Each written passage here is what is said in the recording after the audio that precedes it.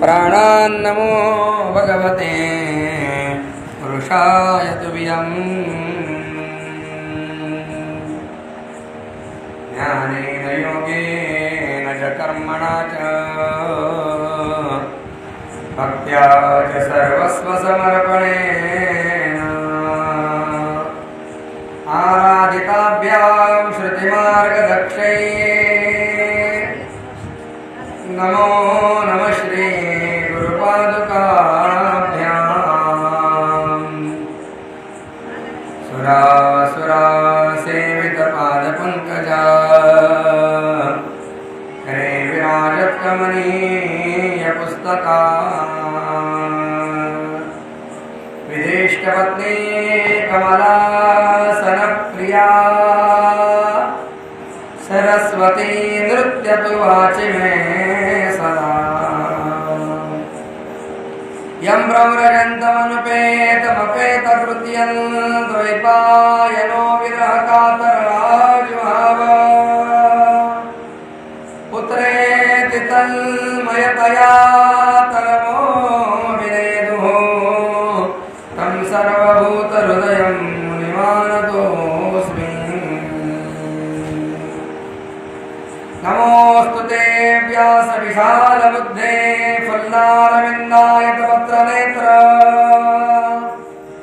येन त्वया भारततैलपूर्णः प्रज्वालितो ज्ञानमयप्रदीपः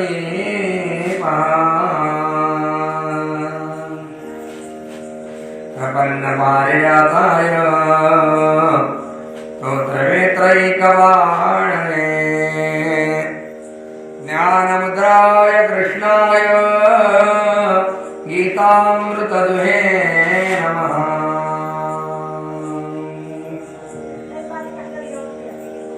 वंशी विभूषितकरान्नवनीमृदाभात् पीताम्बरादरुणबिम्बफलादनुष्टा पूर्णेन्दुसुन्दरमुखादरविन्दनेत्रा कृष्णात् परं किमपि तत्त्वमहं न जाने। वन्दे नन्दव्रजस्त्रीणां पादरेणुमभीक्ष्णशः यासां हरिकथोद्गीतं पुनातिभुवनत्रयम् कदा वृन्दारण्ये विमलयमुनातीरपुलिने चरन्तं गोविन्दं हरधरसुधामादिसहितम्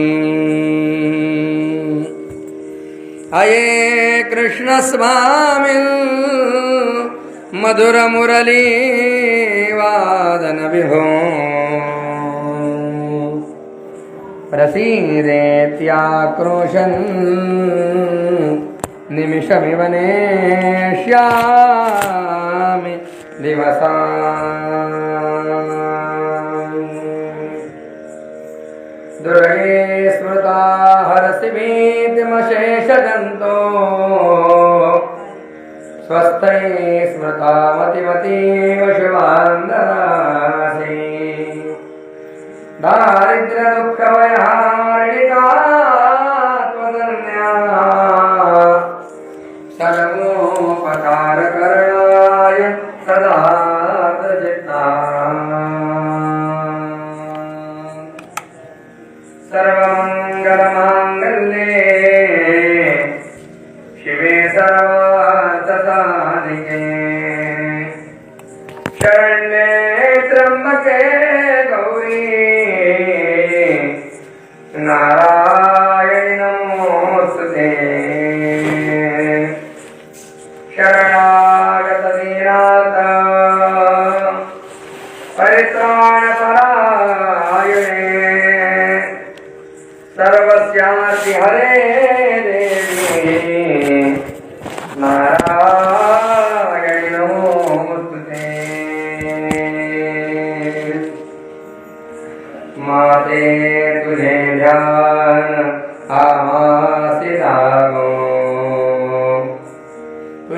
नाम मुझे मुखासी हो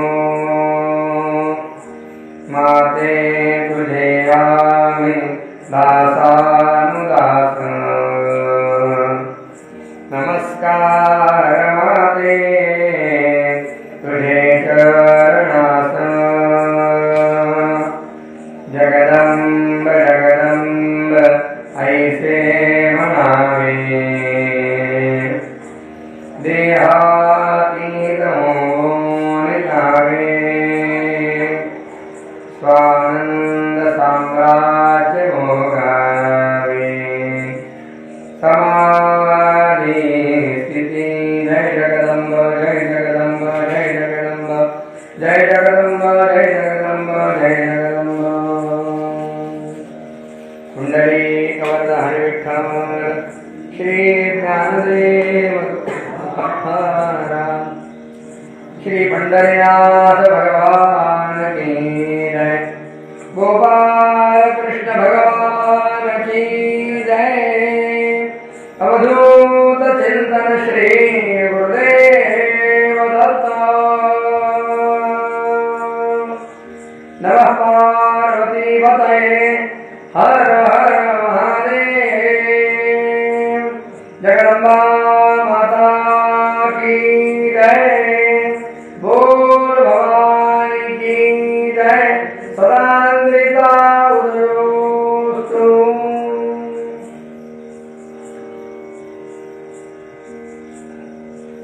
ओम नमो भगवते वासुदेवाय व्यास उवाच योगेश्वर्या प्रभावोऽयं कथितश्चाति विस्तरात् ब्रूहि तच्चरितं स्वामिन् श्रोतुं कौतूहलं मम महादेवी प्रभावं वै श्रोतुं को नाभिवाञ्छति यो जानाति जगत्सर्वं तत्पन्नं चराचरम् राजोवाच शृणुराजन् प्रवक्ष्यामि विस्तरेण महामते श्रद्धानाय शान्ताय न ब्रूयात् सतुमन्दरी पुरा युद्धमभूद्घोरम् देवदानवसेनयो पृथिव्यां पृथिवीपाल महिषाख्ये महीपतौ महिषो नाम राजेन्द्र सकार तपोत्तमम् गतवा हेमगिरौ चोगरौ देवविस्मयकारकम्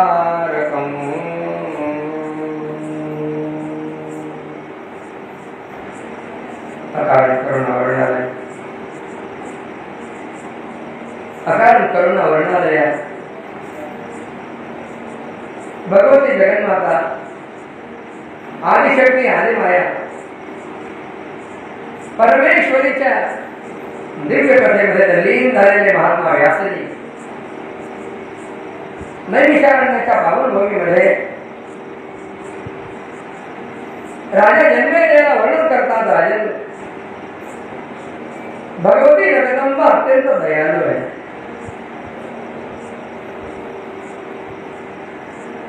या भगवती जगदंबेची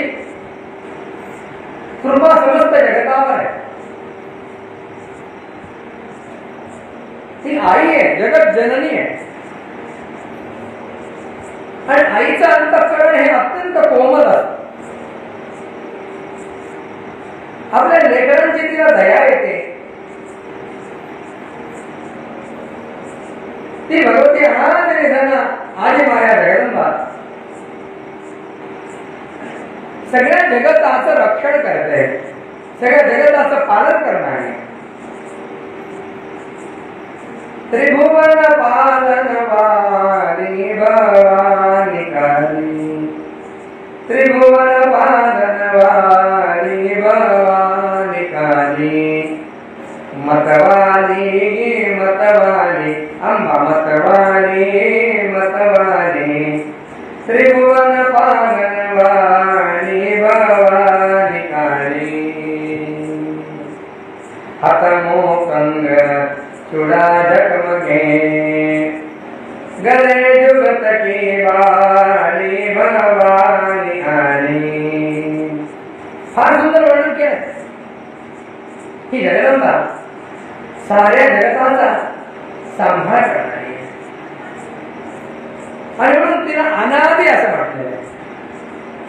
म्हणून त्या संतांनी तिचं वर्णन करताना फार सुंदर शब्दामध्ये वर्णन केले आहे.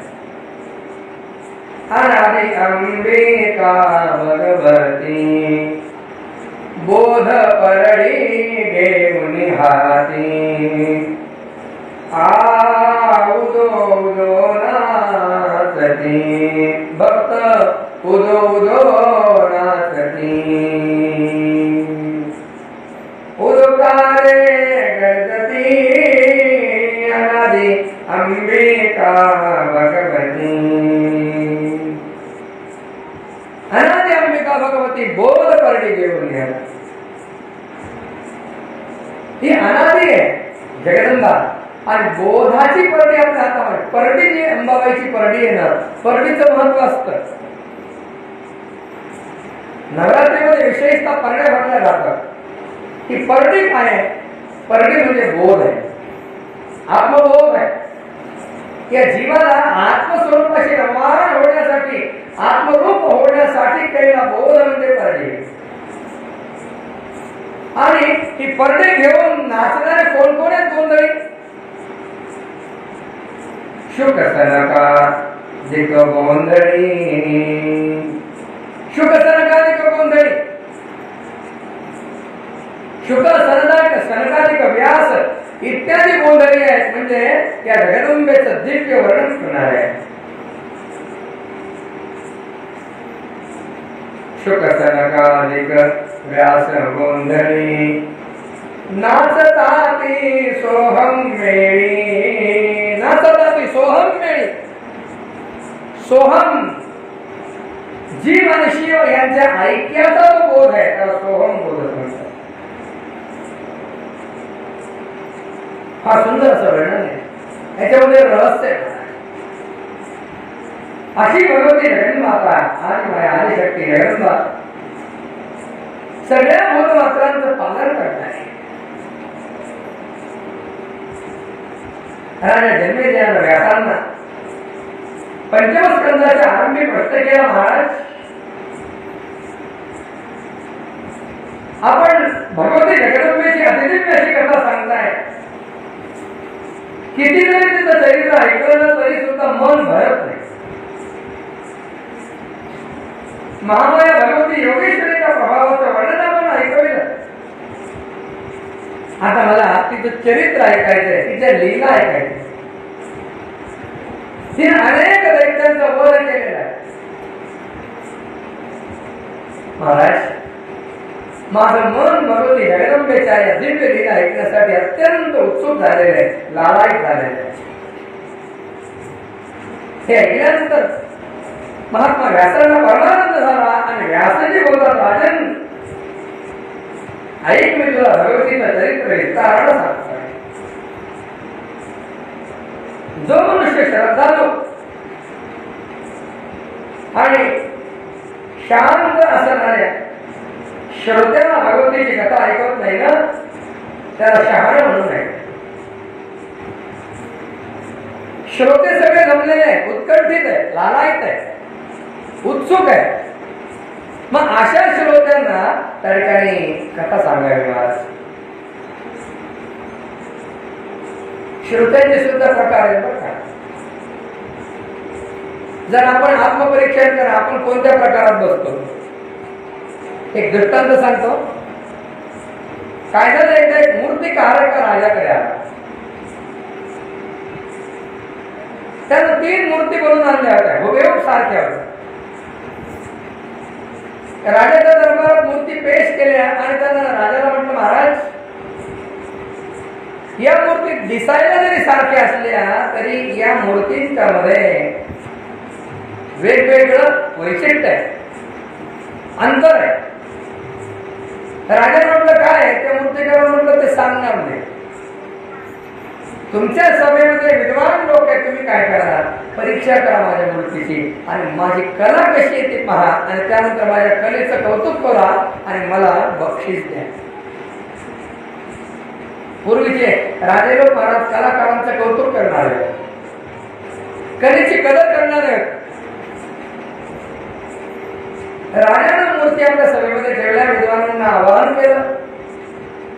काही लोकांनी वरवर पाहिलं, त्याला म्हटलं, महाराज साहेब, हा काहीतरी तुम्हाला फसवतोय. मूर्तिकार सारख्याच मूर्ती आहेत. पण एक चाणाक्ष होता विद्वान, त्यानं ते पाहिलं आणि त्याने त्या मूर्तींचं बारीक निरीक्षण त्याच्या लक्षात आलं की प्रत्येक मूर्तीच्या कानाला छिद्र आहे. त्याने काय केलं, एक काडी घेतली, पहिल्या मूर्तीच्या कानामध्ये घातली. दृष्टांत ऐकला असेल तुम्ही, ऐकला असला तर ठीकच आहे, नाही ऐकलं तर पुन्हा ऐका. एका कानात काडी घातली, दुसऱ्या कानातून बाहेर निघाली. दुसऱ्या मूर्तीच्या कानात काडी घातली, ती घातली कानात आणि निघाली तोंडातून बाहेर. आणि तिसऱ्या मूर्तीच्या कानात काडी घातली, ती तिच्या पोटात जाऊन बसली. त्या विद्वानाला म्हटलं, महाराज, परीक्षा हो गई. या तिन्ही मूर्ती वेगवेगळ्या आहेत. याच्यामध्ये निकृष्ट दर्जाची म्हणजे थर्ड कॅटेगरीची 3 नंबरची मूर्ती कोणती आहे, जिच्या कानात एका कानात काडी घातली, दुसऱ्या कानातून बाहेर आली, ती सामान्य मूर्ती आहे. त्याच्यापेक्षा जरा बरी कानातून घातलेली काडी तोंडातून बाहेर जिच्या आली, ती मूर्ती जरा बरी आहे. आणि सर्वोत्कृष्ट मूर्ती ही आहे, जिच्या कानात घातलेली काडी पोटामध्ये जाऊन बसली, कुठूनच बाहेर आली. राजाला आनंद झाला. राजाने त्या मूर्तिकाराचं कौतुक केलं, त्याला बक्षीस दिलं. भाग वेगळा, आपला दृष्टांत संपला. ही कथा त्या मूर्तिकाराची नाही, त्या मूर्तीची नाही आहे. ही कथा तुम्हाला आपल्या सगळ्या श्रोत्यांची आहे. श्रोत्यांच्या मध्ये 3 प्रकार आहेत. पहिला प्रकार आहे, एका कानानं ऐकायचं, दुसऱ्या कानानं सोडून द्यायचं. हा सामान्य प्रकार. किती भागवत ऐका ना, 50 ऐका, 100 ऐका, काही फरक पडणार नाही. आज जर उतरून द्यायचं नसेल तर उपयोग काय? नळी कुंकीने सोडणार, इकडून तिकडे वाहिले आहे, त्याचा उपयोग नाही. महाराज, कथा ऐकावी, ती कथा अंतःकरणापर्यंत झिरपायला पाहिजे. कीर्तन ऐकावं, ते अंतःकरणापर्यंत झिरपलं पाहिजे. पण यासाठी श्रोत्यांच्या अंतःकरणाची वृत्ती गंभीर झाली पाहिजे. यासाठी ऐकणारे श्रोते तसेच पाहिजे, सांगणारा वक्ता तसाच पाहिजे. आजकाल बरेच त्या ठिकाणी कीर्तनांच्या मध्ये नुसतं विनोद चालतो, भाष्कळ गप्पा.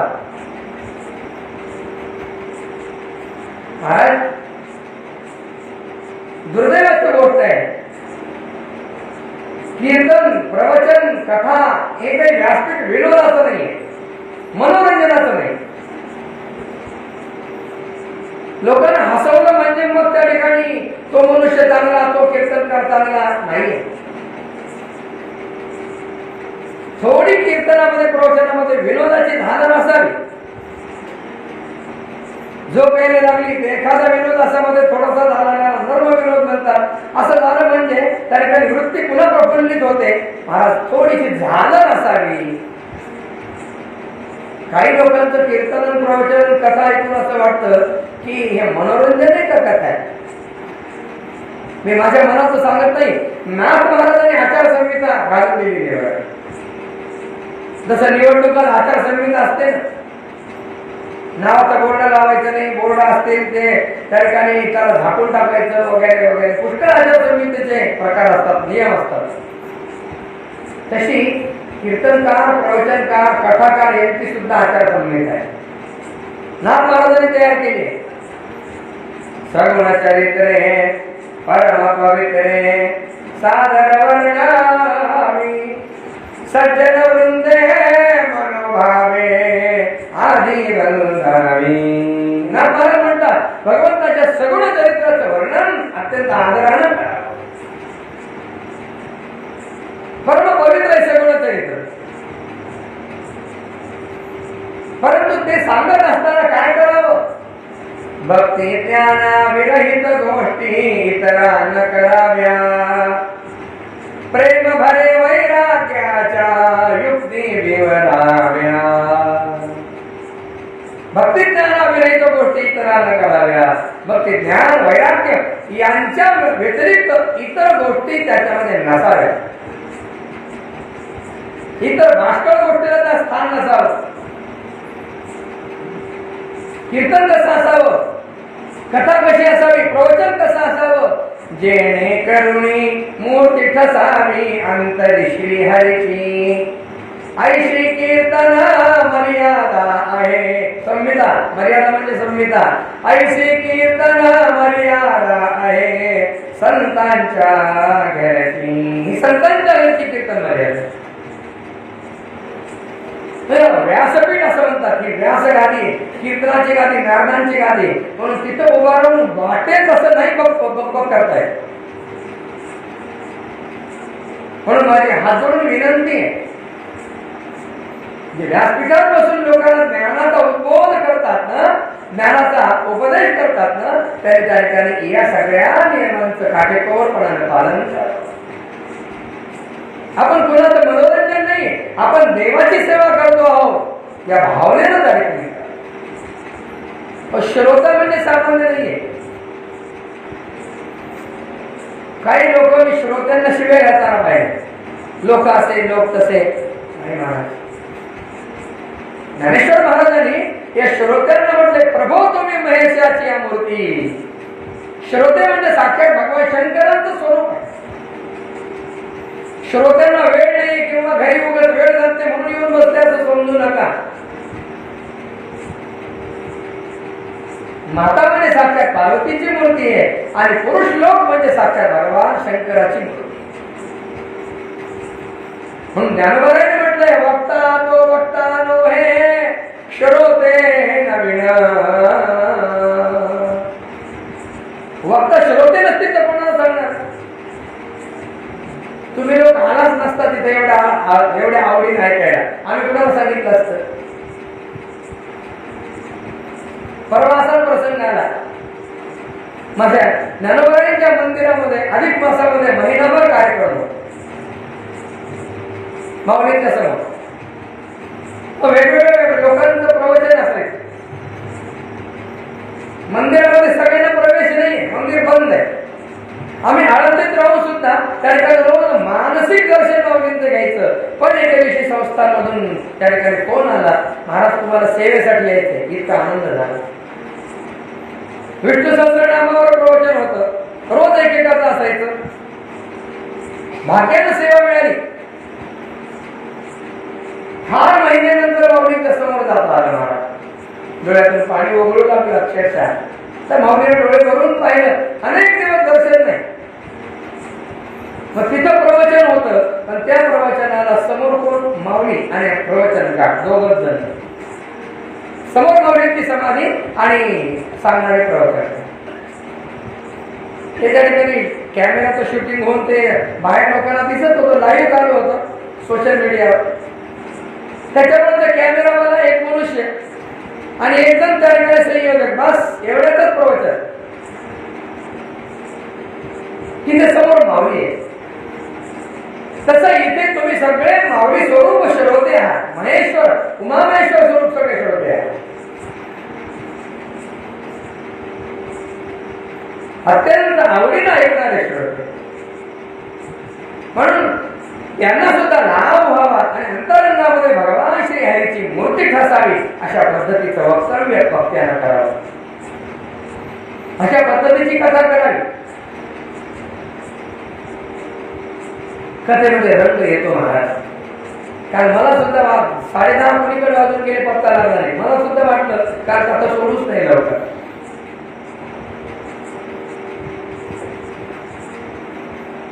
उत्तम श्रोता तो आहे जो एकाग्रते नाही.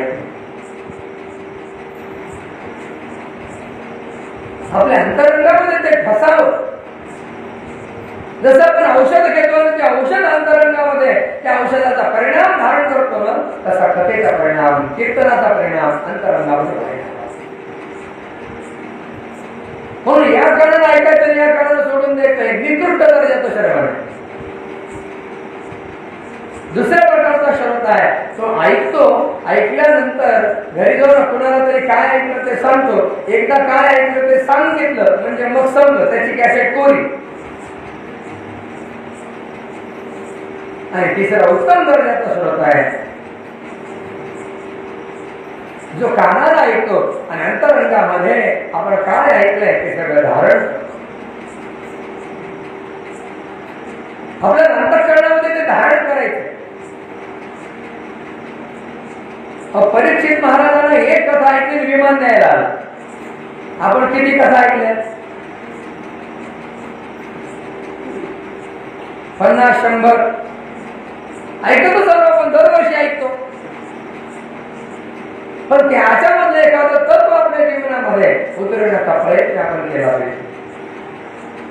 एका कथेमधून एक तत्व आपल्या जीवनात उतरलं, दुसऱ्या कथेत दुसरं उतरलं, 5-25 कथांच्या मध्ये जीवन धन्य होऊन जाईल.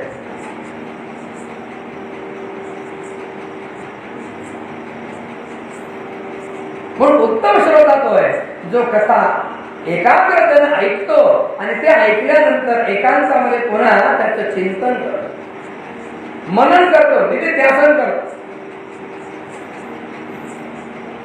श्रवणाचे 2 प्रकार आहेत. एक श्रोत्र शब्द संयोग रूप श्रवण आणि दुसरं विचार रूप श्रवण. कानावचनाची मिठी, मी बोलतोय तुम्ही ऐकताय, कानावर तुमचे शब्द पडताय, याला श्रोत्र शब्द संयोग रूप श्रवण म्हणतात. आणि दुसरं श्रवण आहे विचार रूप श्रवण. ऐकायचंय, एकाग्रतेने ऐकायचंय. ऐकल्यानंतर कथा संपल्यानंतर एकांतामध्ये बसून आपण काय ऐकले त्याचं मनन करायचंय, त्याचं चिंतन करायचं. तेव्हाच ते आतमध्ये झिरपेल, अन्यथा नाही.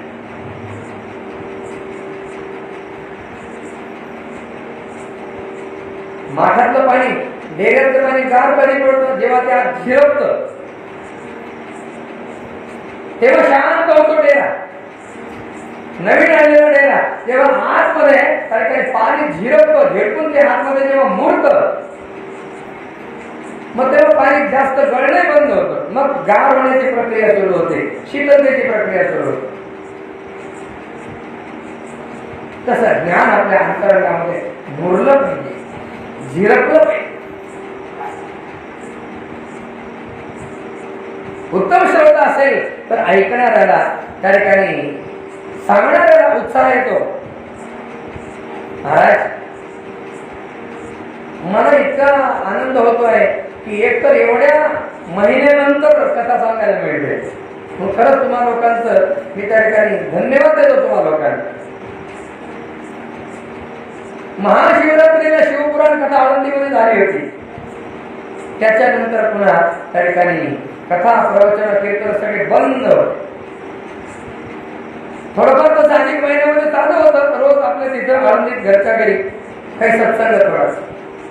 पण असा प्रकट सगळ्या लोकांच्या मध्ये, सगळ्या सज्जनांच्या संगतीमध्ये बसून चिंतन करण्याचा त्या ठिकाणी इतक्या कालावधीनंतर पहिला महर्षी व्यासांना अत्यानंद झाला. व्यासांनी जन्मी द्यायला राजन तुझ्यासारखा उत्साही श्रोता असल्यानंतर त्या ठिकाणी वक्त्याला उत्साहानं सांगितलंच पाहिजे. मी तुला भगवती जगदंबेची दिव्य कथा सांगणार आहे. तिला महिषासुरमर्दिनी म्हणतात. हा महाराजांनी जोगवा लिहिलाय बघा. अनादि निर्गुण निर्गुण प्रगटली भवानी, मोहम महिषासूर महिषासूर मर्दना लागोनी, त्रिविध तापांची तापांची करावया झाडणी, भक्ता लागी तू पावसी निर्वाणी, ऐचा जोगवा जोगवा जोगवा मागेन. सुंदर वर्णन केलं महाराज. हे रूपक आहे महाराज. निर्गुण असणारी ही जगदंबा, निराकार निर्गुण अशी असणारी भगवती जगदंबा, अनादी असणारी जगदंबा, पण तिनं त्या ठिकाणी सगुण रूप धारण केलं. तिला महिषासुरमर्दिनी म्हणतात. व्यासांनी म्हटलं जन्मेजया, मी तुला या महिषासुराच्या मर्दनाची भगवती जगदंबेची दिव्य कथा सांगणार. जन्मेजया विचार महाराज, हा महिषासुर कोण? या महिषासुराची उत्पत्ती कशी झाली? महर्षी व्यास सांगू लागले.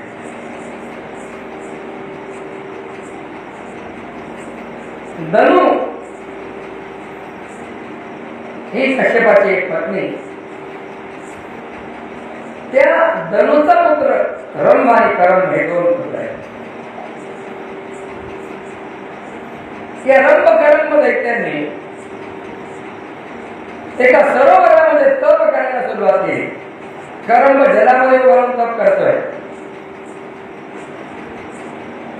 घडघोर तपस्या त्यांची चाललेली असताना, खडतर तप चाललेलं असताना तिथं इंद्र आलेला आहे आणि इंद्रानं एका खेकड्याचं रूप घेतलं, ग्रहाचं रूप घेतलं, मगराचं. आणि त्याला त्या करंबाचा पाय पकडून त्याला पाण्यामध्ये ओढलं आणि त्याला ठार मारलं.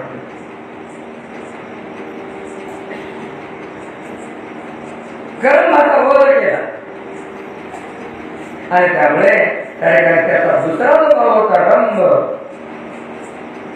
त्या ठिकाणी तो रंभ अत्यंत शोक करू लागला. त्याला क्रोधही आला आणि जर विचार केला आपला भाऊच गेला, आपण जगून काय करायचं, म्हणून त्याने एक चिता पेटवली आणि त्या चितेमध्ये आपलं शरीर अग्नीला समर्पण करू लागले.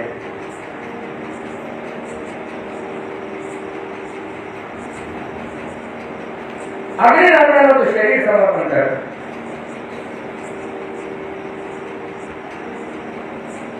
महाराज अग्निनारायण प्रसन्न झाले त्याच्यावर आणि अग्नीनं त्याला थांबवलं.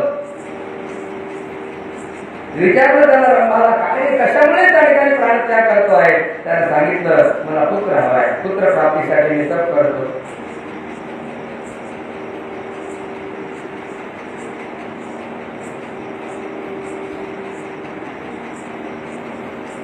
परंतु माझा भाऊ गेला, त्याच्यामुळे मी त्या ठिकाणी आता जगू इच्छित नाही. अग्नीने म्हटलं, रे शरीराचा त्याग करू नकोस. अरे प्राणत्याग केल्यानं त्या ठिकाणी तुझं कोणतं कार्य सिद्ध होणार आहे?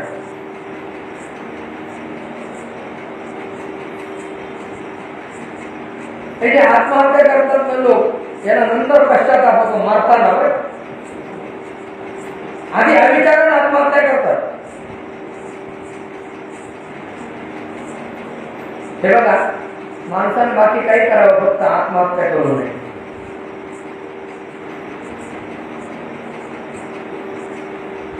तुकाराम महाराजांचं प्रमाण आहे, तुका म्हणे आत्महत्यारे पातकी. आत्महत्या करणाऱ्याला मुक्तीच मिळत नाही.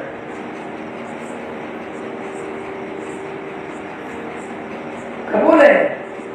त्या ठिकाणी शेतकऱ्यांच्यावर भयानक प्रसंग येतात, कर्ज पुष्कळ असतं, निसर्गाने आलेलं सगळं हातातलं निघून जातं. दुर्दैवानं त्या ठिकाणी मानवाने भाव मिळत नाही. हे सगळं जरी असलं तरी सगळ्या संकटांवर मात करता येते. सगळ्या प्रकारच्या संकटांच्या मधून काहीतरी मार्ग काढता येतो. आत्महत्या हे कशावरच औषध नाही.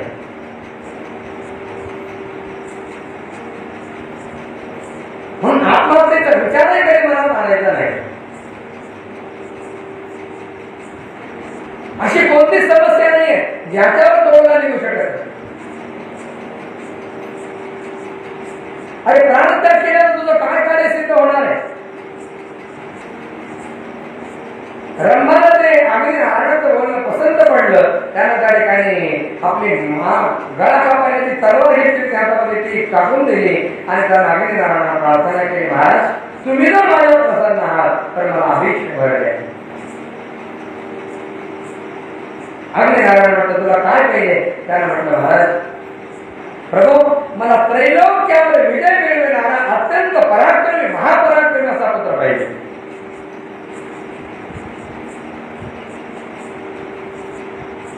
अग्निनारायण म्हटलं चिंता करू नको, मला असा पुत्र हवा आहे की ज्याच्यामुळे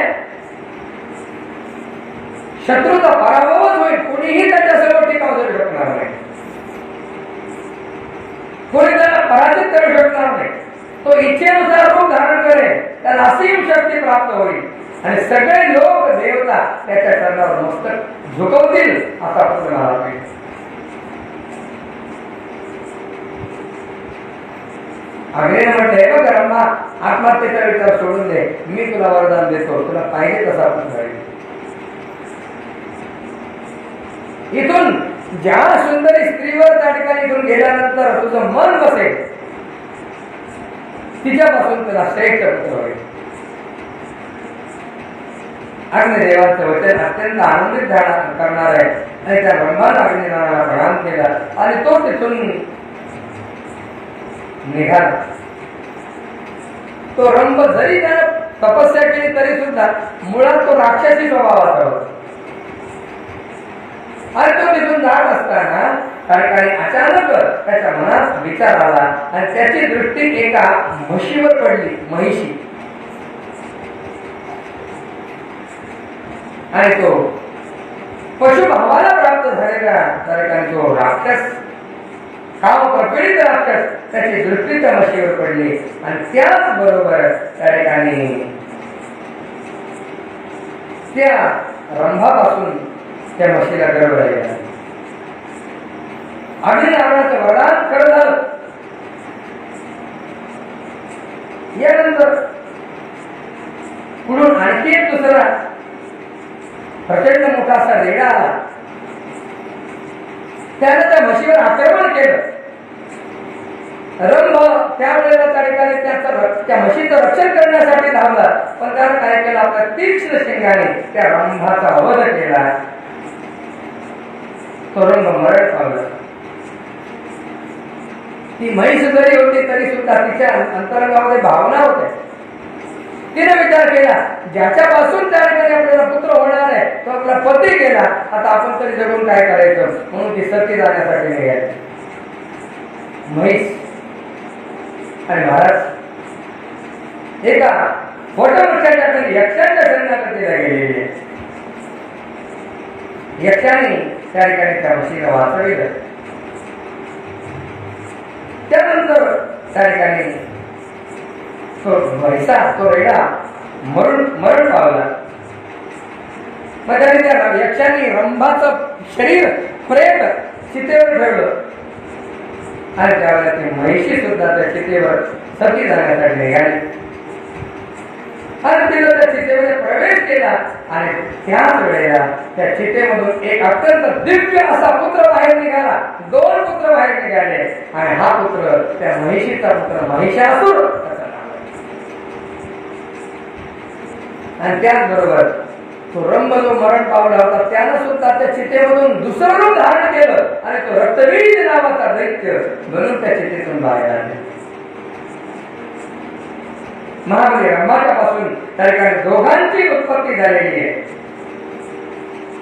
त्यानंतर सगळे दैत्य एकत्र जमले आणि सगळ्या दैत्यांनी त्या ठिकाणी त्या महिषासुराला आपला राजा केला. तत्पूर्वी महिषासुरानं त्या ठिकाणी तपस्या केली ब्रह्मदेवाची. हजारो वर्षापर्यंत तप केलं. ब्रह्मदेव प्रसन्न झाले आणि ब्रह्मदेवाला त्याने वर मागितला, मला मृत्यूच नको. ब्रह्मदेवाला म्हटलं असं होणार नाही. अरे मृत्यू लोक झाल्यानंतर प्रत्येकाला याला सामोरं जावंच लागतं. असा कोणीच नाही तो या मृत्यूला चुकवेल.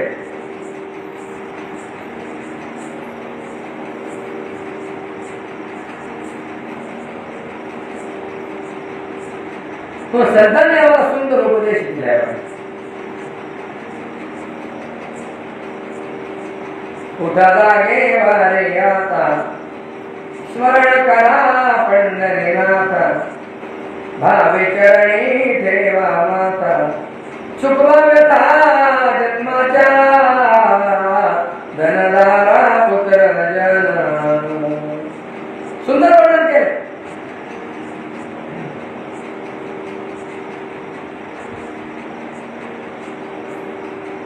काही न चले गळा पडेल फासा पुढे, हुशार थोर आहे एवढं सांगा, राम राम स्मराय. क्षणभंगूर नाही भरवसा, वारे सावध थोडा माया आशा, काही न चले मग गळा पडेल फासा, पुढे हुशार थोर आहे ओळ सांगा.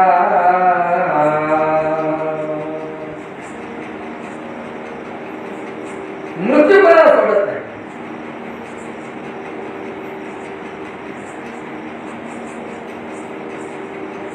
पण या जगामध्ये आलं की त्याला मृत्यूला सामोरं जावं लागतं. अंतिम सत्य.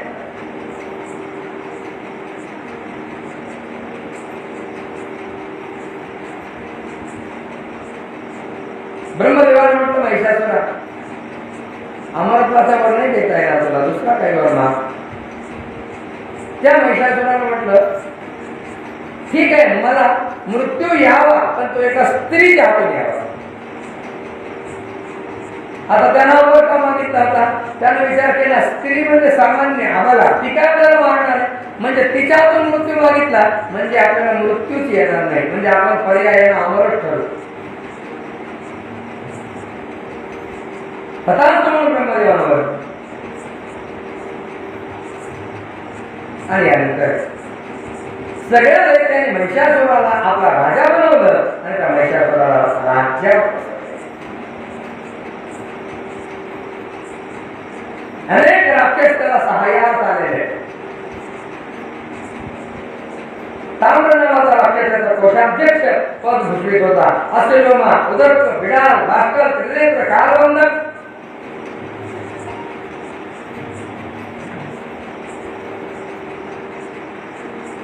अनेक राक्षस त्याच्या मदतीला आहे आणि तो आसेन हिमाचल सर्वत्र राज्य करतोय.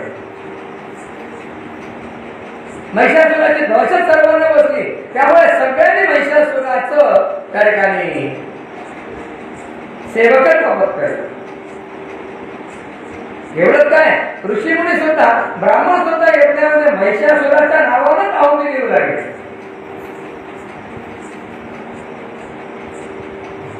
आणि महिषासुरानं त्या ठिकाणी स्वर्गावर आक्रमण करण्याचा निश्चय केला. एक दूत इंद्राला पाठवलं, इंद्राकडे पाठवला आणि त्या दूतानं महिषासुराचा निरोप इंद्राला दिला.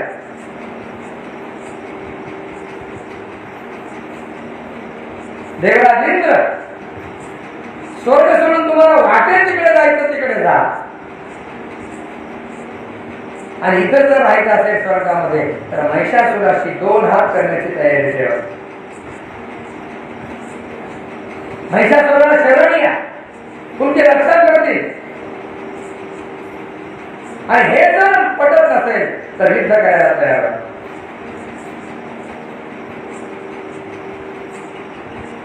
देवराज इंद्र अत्यंत रागावला.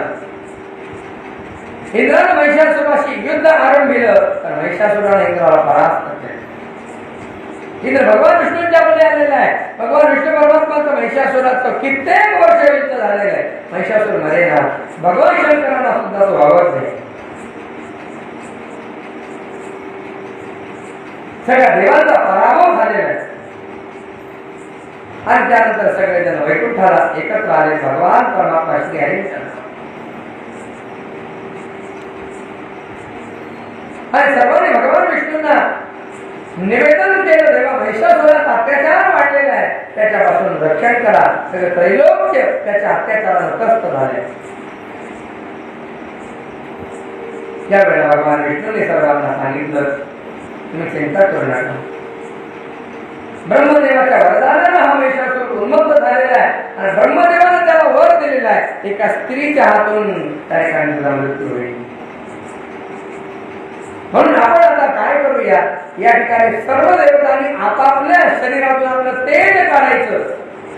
आपली त्या ठिकाणी देवता, शक्ती देवता, आपल्या शक्तीचं आवाहन करायचं.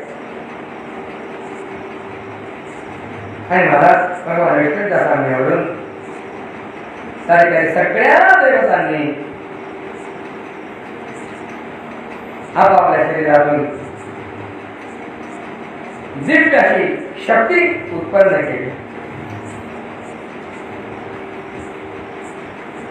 भगवान विष्णूने आपली वैष्णवी शक्ती, भगवान शंकरांनी शैवी शक्ती माहेश्वरी, ब्रह्मदेवाला ब्रह्मणी, इंद्राला ऐंद्री, वरुणाला आपली वारुणी शक्ती, कुबेराला कौबेरी शक्ती.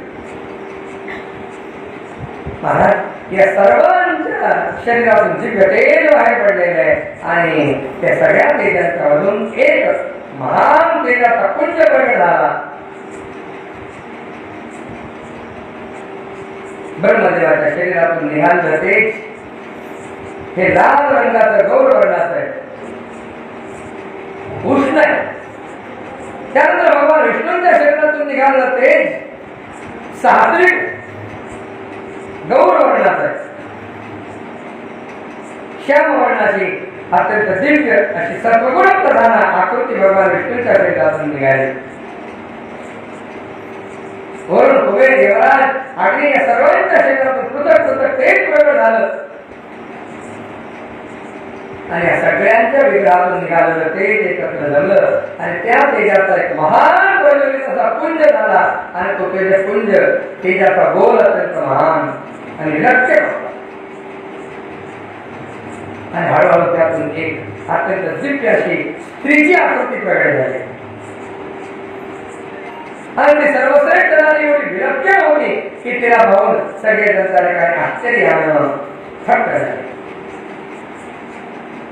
आणि त्या ठिकाणी तिनं दिव्य रूप धारण केलं. ती भगवती महालक्ष्मी आहे. महालक्ष्मी माता की सत्वर आणि तम हे तीन गुण ठिकाण संपूर्ण देवतांच्या तेजानं प्रकट झालेली 18 भुजा, 18 हात दिलाय, 18 भुजा. विश्वाला मोहित करणारं तिचं स्वरूप आहे. काळे कुळकुळीत नेत्र आहे, लाल रुंद असे डाळिंबासारखे ओठ आहे, अंगावर अनेक सुंदर असे अलंकार आहे आणि त्या 18 भुजांनी निर्माण झालेली भगवती जगदंबा महिषासुराला मारण्यासाठी त्याने प्रेषित करावी. यानंतर व्यासाने म्हटलं, राजन भगवतीचं मनोहर रूप प्रकट झालं. भगवान शंकरांचं जे तेज होतं त्यातून भगवतीच्या मुखकमलाची रचना झाली. यमराजाच्या तेजापासून तिच्या मस्तकावर सुंदर केस उत्पन्न झाले. अग्नीच्या तेजानं तिचे तिन्ही नेत्र प्रकट झालेले, तृष्ट, रक्त आणि श्वेत 3 वर्ण. रोज संदेव तेज हा संध्येच्या तेजामुळे तिच्या भोव्या उत्पन्न झाल्या. वायूच्या तेजानं तिचे कान उत्पन्न झाले. कुबेराच्या तेजामुळे अत्यंत मनोहर नासिका उत्पन्न झालेली.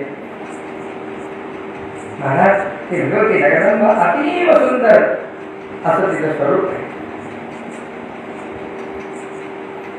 आणि त्यानंतर सगळ्यांनी भगवती जगदंबेची दिव्य अशी स्तुती करायला सुरुवात केली. नमो देव्यै महादेव्यै शिवायै सततं नमः. नमः प्रकृत्यै वदनायै नियता प्रणता स्मृता. या देवी सर्वभूतेषु शक्तिरूपेण संस्थिता। नमस्तस्यै नमस्तस्यै नमस्तस्यै नमो नमः।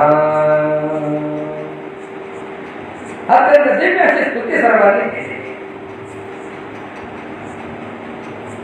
भगवती जगदंबेची स्तुती ऐकून ती प्रसन्न झाली आणि भगवती जगदंबा सगळ्यांना बोलू लागली। भरमणी मोहानयुक्त असं बोलणं तिथं आहे। ती बोलते भरमणी मोहानयुक्त हे सगळं विचित्र जग आहे। हा समस्त देवता महिषासुराच्या भयानं त्रस्त झालेला आहे। देवाला चिंता करू नका, विधीच्या विधानानुसार आता माझ्या हातून त्या महिषासुराचा वध होईल, तुम्ही चिंता करू नका।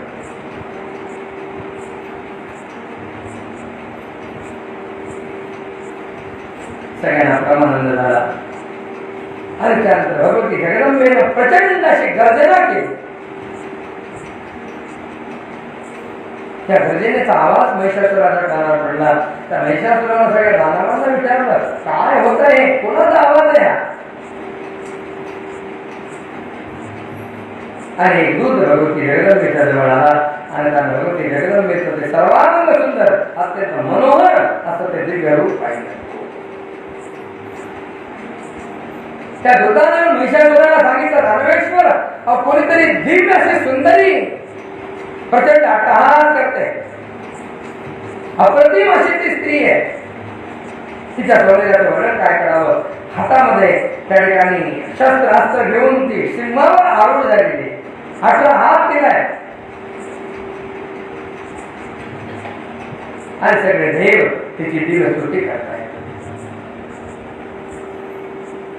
महिषासुराला मंत्र्यानं म्हटलं, तुम्ही जा आणि ती कोण आहे स्त्री पहा, आणि ती जर एवढी सुंदर स्त्री असेल तर तिला माझा निरोप सांगा। तिला म्हणावं, महिषासुर तुमच्याशी विवाह करू इच्छित आहे, तू माझी स्त्री हो।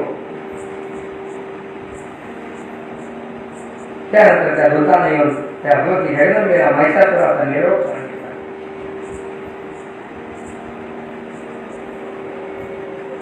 ताम्र नावाचा दूत भगवती जगदंबेच्या जवळ आलेला आहे। त्या ताम्राने म्हटलं की तुला जर प्राणांचा लोभ नसेल तर आत्ताच्या आत्ता त्या ठिकाणी तो महिषासुराला सरले। भगवती जगदंबा क्रुद्ध झाली। तिने म्हटलं, तुला जर जीव वाचवायचा असेल तर आत्ता पाताळामध्ये निघून जा।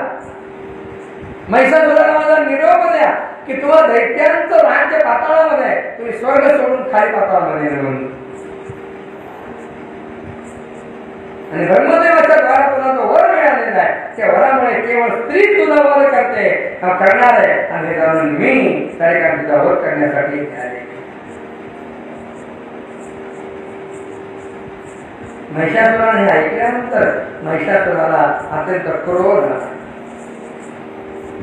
त्याने त्या ताम्राला सांगितलं, जा आणि तिला घसीटून तिच्या केसांना धरून बलाचा केशेशिवाय कृष्णपद व्हावा, या दिवस संशय विधी तिच्या केसांना धरून इथे ओढवणार।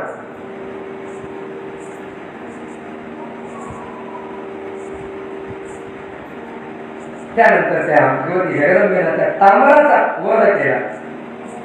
नंतर भास्कर दुर्मुख आणि दैत्य पाठवले, त्यांचा वध केला। शिक्षणाक्ष, ताम्राक्ष, असिलोमा, बिडालाक्ष या सगळ्यांचा रणघोर संग्राम सुरू झाला आणि भगवती जगदंबेने या सगळ्या दैत्यांचा वध केला। आणि त्यानंतर महिषासुर स्वतः संग्रामासाठी आले। महिषासुरानं पाहिलं ना, तो कोमल अशी ती स्त्री आहे। महिषासुराला दया आली। त्या महिषासुरानं म्हटलं, माझी तू स्त्री हो, तुझ्या हातामध्ये आयुध शोभत नाही, तुझ्या हातामध्ये शस्त्र शोभत नाही,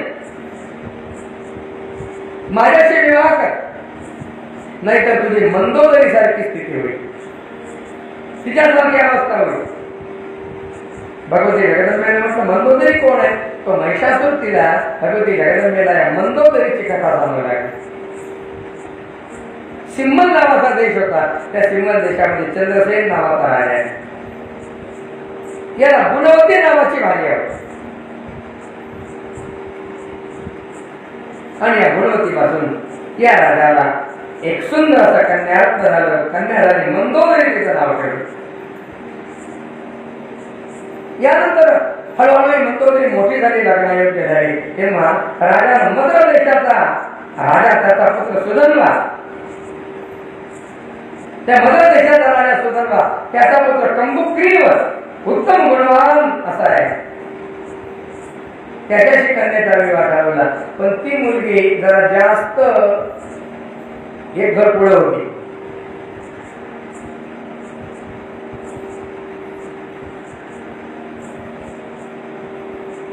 आजकाल तसंच चालू आहे.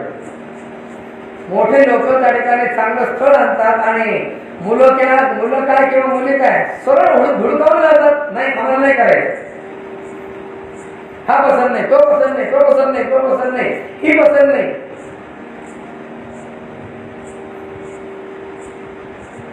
त्या मंदोदरीनं त्या ठिकाणी सांगितलं, मी हा पती वाढणार नाही, मी विवाह करणार, मी कुमारीवर धारण करणार, स्वतंत्रतापूर्वक स्वयंविहार करणार आहे. आई बाप समजावून थकून गेले. जुन्या काळामध्ये लहानपणी विवाह होत असत. हळूहळू ही मंदोदरी जेव्हा वयामध्ये आली, यौवनावस्थेमध्ये आली, तेव्हा त्या ठिकाणी उद्यानामध्ये असताना कोसल देशाचा राजा वीरसेन त्याचा परिचय झाला. त्याला मागणी तिला घातली, तेव्हा त्याची मागणी झुळकावली. यानंतर मंदोदरीला एक बहीण होती, इंदुमती नावाची. या मंदोदरीला मागणी झुळकावल्यानंतर त्या इंदुमतीचा आणि त्या वीरसेनाचा विवाह झाला. इंदुमती आनंदाला संसार करू लागली आणि ती मंदोदरी मात्र तशीच राहिली. पुढे गेल्यानंतर तिच्या मनामध्ये विवाहाची तीव्र इच्छा झाली, पण वय निघून गेलं. मागे लागली ती बापाच्या, माझं लग्न करा, माझं लग्न करा, पण तिचा विवाह झाला. लवकर चांगली स्थळ मिळेल. हे बघा, लग्न जर योग्य वेळेत झालं नाही तर चांगली स्थळ मिळत नाही. त्यानंतर शेवटी राजानं त्या मंदोदरीचा विवाह एका दुष्ट राजाशी करून दिला. चारुदेशाच्या नावाचा. पण तो राजा दुष्ट होता, व्यसनी होता, तिला मारझोड करत असे आणि त्याच्यामुळे निंद आचरण पाहते, तिला पश्चाताप झाला आणि मग मात्र ते एक एक क्षण आयुष्यातला दुःखामध्ये घालवले. महिषासुराने कथा सांगितली देवीला की तू जर मला वरणार नाहीस, माझ्याशी जर विवाह करणार नाही तर तुझं सुद्धा मंदोदरी सारखंच होईल. भगवती जगदंबेने म्हटलं, मी तुझा वध करायला आले नाही, तुझ्याशी विवाह करणं शक्यच नाही. मी जोपर्यंत माझ्या हातामध्ये त्या ठिकाणी हा सोमरस आहे, जोपर्यंत मी मन पिते आहे तोपर्यंतच त्या ठिकाणी तुझा जीव वाचलेला आहे असं समज, तू जिवंत आहे असं समज. महिषासुराने प्रचंड गर्जना केली. तेव्हा देवीने त्याला म्हटलं, गर्ज क्षण मूढ मधुयावत पिताम्यहं मया त्वयि हते त्रैव गर्जिष्यन्त्याशु देवता. मूर्ख दैत्या, तुला किती ओरडायचं ते ओरड, एवढी गर्जना करायची ते कर. माझ्या हातामध्ये मधाचं पात्र आहे. हा मध जोपर्यंत मी पीत नाही ना, माझं होत नाही तोपर्यंतच तू जीवन. आणि भगवती जगदंबेनं मध पिला. त्यानंतर त्या ठिकाणी तिला एक विशेष अशी तरतरी आली आणि भगवती जगदंबेनं त्या महिषासुराशी घनघोर युद्ध आरंभ केले. आकाश मंडळामध्ये देवांनी विमानांची दाटी केलेली. भगवती जगदंबेला ते घनघोर युद्ध त्या ठिकाणी सगळे पाहू लागले. भगवती जगदंबेला म्हटलं, मूर्ख, व्यर्थ अभिमान करू नको, समरांगणामध्ये थांब, मी आता तुला मारते आणि या सगळ्या देवतांना निर्भय करते.